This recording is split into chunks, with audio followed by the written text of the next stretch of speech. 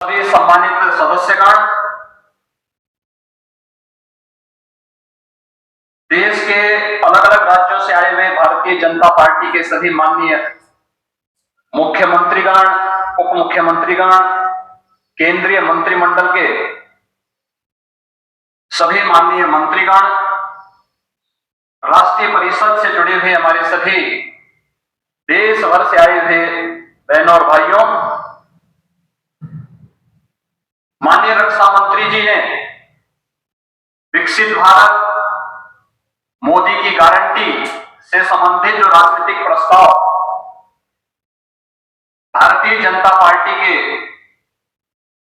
इस राष्ट्रीय महाधिवेशन में प्रस्तुत किया है,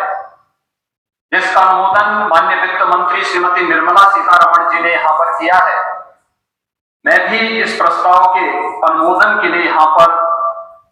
खड़ा हुआ हूं। हम सब जानते हैं पिछले 10 वर्षों में पूरे भारत ने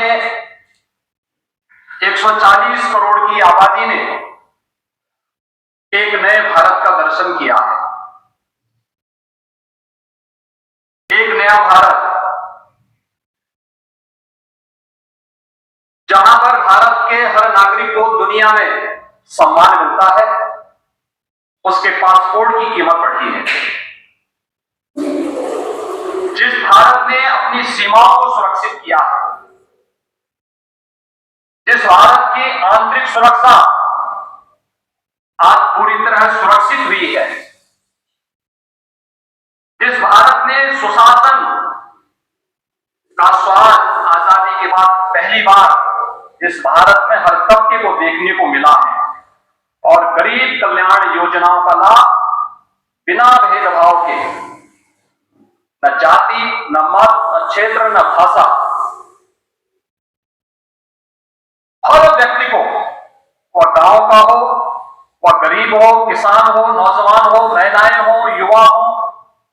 समाज के हर तबके को जिस रूप में पिछले 10 वर्षों में इन योजनाओं का लाभ मिला, वह अभूतपूर्व है, अभिनंदनीय है। और भारतीय जनता पार्टी के इस राष्ट्रीय महाधिवेशन के अवसर पर एक भारत श्रेष्ठ भारत का दर्शन कराने वाले आदरणीय प्रधानमंत्री जी का हम सब हृदय से अभिनंदन करते हैं, स्वागत करते हैं।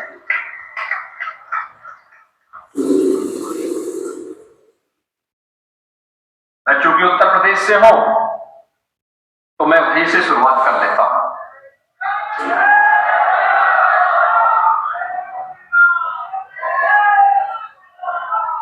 बहनों और भाइयों,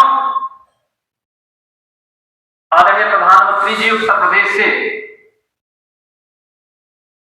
देश को नेतृत्व देते हैं और काशी विश्वनाथ धाम से जो यात्रा प्रारंभ हुई,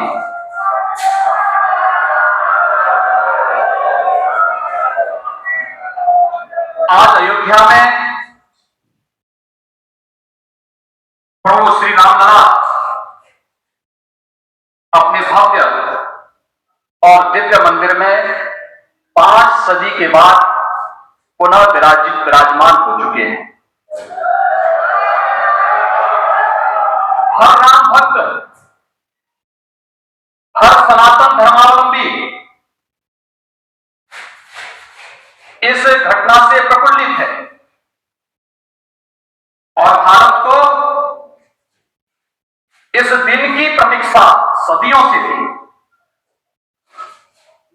भाव विभोर करने वाला यह क्षण आज अयोध्या में देखा जा सकता है। 22 जनवरी को भी और 23 जनवरी को भी हम लोगों ने देखा था, पूरे देश भर से आए हुए श्रद्धालु जो जहां से भी आया, क्या भावनाएं थी और किस रूप में बढ़ती हुई दिखाई दे रही है। दर्जनों पीढ़ियां चली गई, एक ही कामना के साथ, एक ही तमन्ना थी कि अयोध्या में प्रभु फिर से अपने मंदिर में विराजमान हो जाए, उसका भव्य मंदिर बन जाए। किंतु प्रतीक्षा और संघर्ष निरंतर जारी रहा। श्री राम जन्मभूमि संभवतः विश्व में ऐसा एक अनोखा प्रकरण रहा है जहां बहुसंख्यक समाज को अपने ही आराध्य के लिए उनकी जन्मस्थली पर मंदिर निर्माण के लिए सदियों तक प्रतीक्षा करनी पड़ी, संघर्ष करना पड़ा, हर स्तर पर इस लड़ाई को लड़ने के लिए तैयार होना पड़ा। संतों के स्तर पर बैरागियों ने, पुजारियों ने, नागाओं ने, निहंगों ने, बुद्धिजीवियों ने, राजनेताओं ने, वनवासियों ने और समाज के हर तबके ने जाति पाति विचार दर्शन पूजा पद्धति से ऊपर उठ करके राम काज के लिए अपने आप को उत्सर्ग किया और अंततः वह शुभ अवसर आ ही गया जब कोटि कोटि सनातनी आस्था वालों के त्याग और तप को पूर्णता प्राप्त हुई। आज हर श्रद्धालु की आत्मा प्रफुल्लित है और इस बात से भी पूर्वजों की साधना को सिद्धि में बदलने के लिए और मंदिर बनाने का जो संकल्प था, जहां संकल्प था मंदिर वहीं पे बना है, इसके लिए भी भारतीय जनता पार्टी का यह राष्ट्रीय महाधिवेशन अपने यशस्वी प्रधानमंत्री जी का हृदय से अभिनंदन करता है, उनका स्वागत करता है, आभार व्यक्त करता है। पिछले 10 वर्ष के अंदर पूरे देश के अंदर विकास की जो गति बढ़ी है, अगर उसकी स्पीड आप देखेंगे तो हम सबको बहुत एक नए आत्मविश्वास के साथ भरता पहले से आई थी। आज पूरे देश के अंदर हम सब देखते हैं कि जो देश के अंदर पहले जिनकी संख्या बहुत मुश्किल सैकड़ों में थी, आज 1,20,000 से अधिक स्टार्टअप भारत के अंदर है। यही नहीं, भारत के अंदर माननीय वित्त मंत्री जी ने बताया कि जो भारत 2014 में दुनिया की 10वीं बड़ी अर्थव्यवस्था माना जाता था और ये माना जाता था कि भारत का कोई स्थान नहीं, आज दुनिया की 5वीं बड़ी अर्थव्यवस्था के रूप में तो भारत है ही, प्रति व्यक्ति आय को भी भारत दोगुना करने में सफल हुआ है।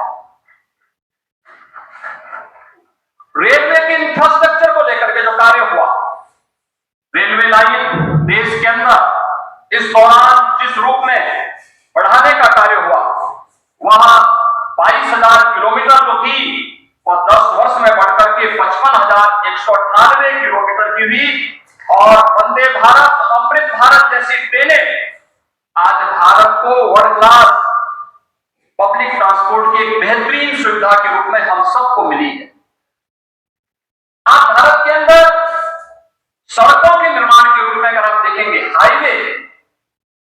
आज जिस गति से बढ़ रहे हैं, जो पहले 60 से 65 किलोमीटर प्रतिदिन की भी जिनकी रफ्तार नहीं, आज 130 किलोमीटर पर डे के हिसाब से भारतीय जनता पार्टी की प्रधानमंत्री मोदी जी के नेतृत्व की सरकार ने पिछले 10 वर्ष में इस स्पीड को आगे बढ़ाने का कार्य किया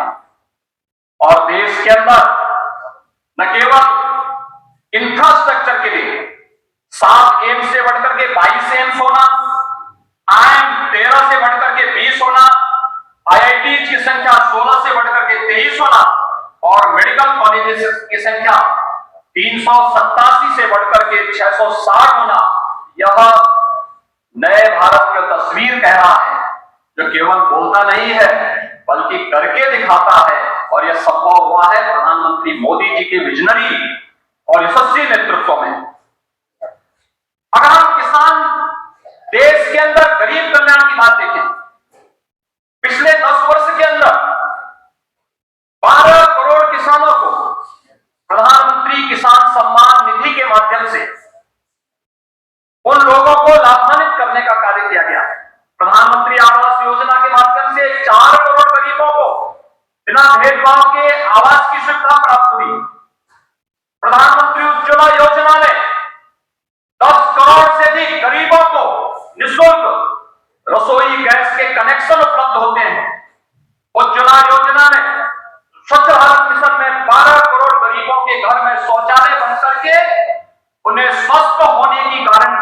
जाती है और नारी गरिमा की रक्षा भी इसके माध्यम से की जाती है। जनधन अकाउंट में 52 करोड़ से अधिक गरीबों के अकाउंट खुलते हैं। सौभाग्य योजना में 3 करोड़ से अधिक गरीबों के घर में यह सुविधा उन्हें उपलब्ध करवाने का कार्य किया जाता है। प्रधानमंत्री जीवन ज्योति बीमा में 19 करोड़ से अधिक,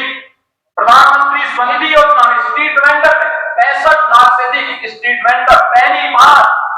गरीब पटरी व्यवसायियों के हित के बारे में किसी सरकार ने कार्य किया है, सोचा और उसको प्रभावी ढंग से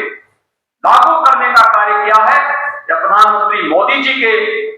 यशस्वी नेतृत्व में संभव हो पाया है। क्या 65 लाख से अधिक स्ट्रीट वेंडर इस योजना का लाभ ले पा रहा है। अटल पेंशन योजना में 6 करोड़, मातृवंदना योजना में लगभग 4 करोड़ और पीएम स्वामित्व योजना में देश के अंदर लगभग 1.5 करोड़ गरीबों को जहां पे उसका आवास है वहीं पर उसे मालिकाना अधिकार भूमिका प्राप्त देने की गारंटी, यही मोदी की गारंटी है। और इस अवसर पर हम कह सकते हैं कि 10 वर्ष अंत्योदय से एक विकसित अर्थव्यवस्था तक, इंफ्रास्ट्रक्चर से ईज ऑफ लिविंग तक, ईज ऑफ डूइंग बिजनेस से निवेश के ड्रीम डेस्टिनेशन तक, कृषि और किसान कल्याण से लेकर के